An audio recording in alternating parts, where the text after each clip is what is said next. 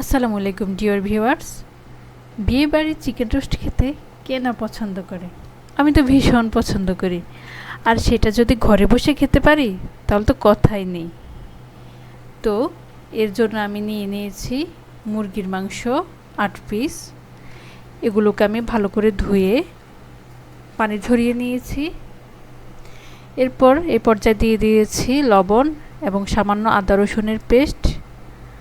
তারপর এগুলোকে আমি ভালো করে মেখে 10 মিনিটের জন্য ম্যারিনেট করে রাখব। এরপর আমি একটি প্যানে তেল গরম করে চিকেনগুলোকে ভালো করে 2 পিঠ ভেজে নেব। এই সময় আগুনের আঁচটা একটু লো হিটে রাখবেন।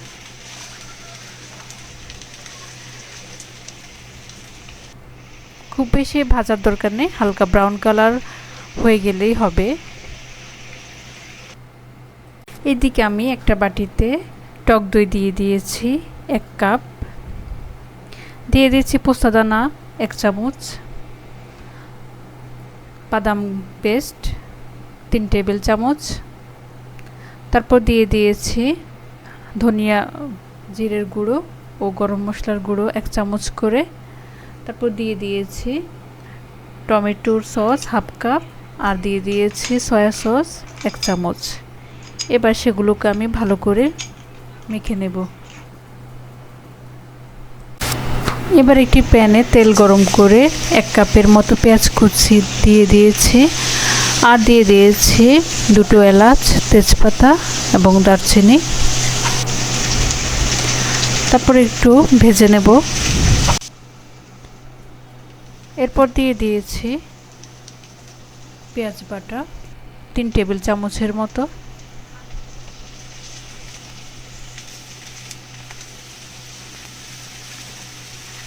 এরপর নেড়ে আবার হালকা একটু ভেজে নেব। তারপর দিয়ে দিয়েছি আদা ও রসুনের পেস্ট 1 চামচ করে। তারপর একটু নেড়ে সামান্য স্বাদ মতো লবণ দিয়ে এবার আমি পানি দিয়ে মশলাটাকে একটু কষিয়ে নেব।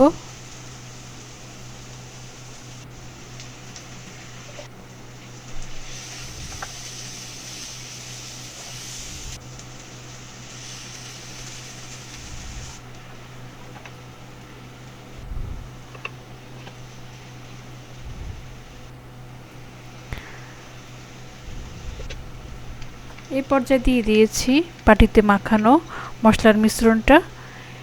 এবার আমি ভালো করে নেড়ে আবার ঢাকনা দিয়ে ঢেকে দেব।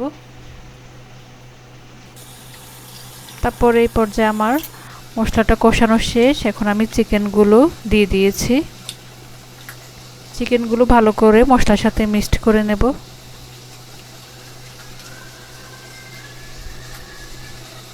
এই সময় আগুনের আঁচ একদম লো হিটে রাখবেন। তারপর আমার মশলার সাথে চিকেনগুলো একটু কষিয়ে নেওয়ার পরে আমি সামান্য কিছু পানি অ্যাড করে দেব।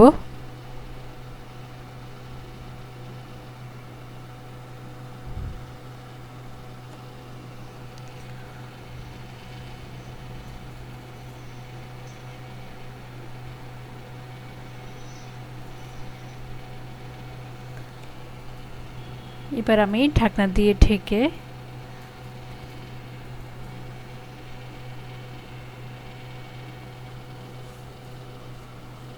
চুলার আঁচ একটু লো হিটে রাখবো। তারপর দিয়ে দিয়েছি এখানে 1 কাপের মতো দুধ।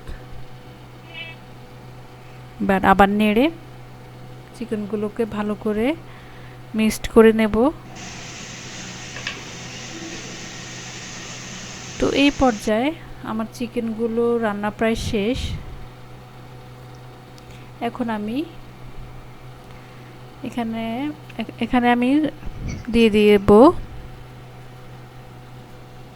হালকা 1/2 চামচের মতো কেওড়া জল এবং 1/2 চামচের মতো গোলাপ জল।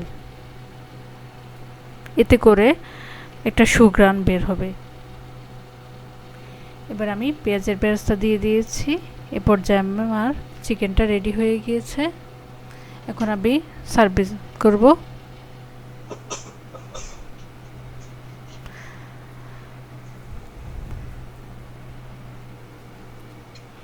তো এভাবে চিকেন রোস্ট তৈরি করলে বিয়েবাড়ির চিকেন রোস্টের থেকে কোনো অংশে এটা কম হবে না।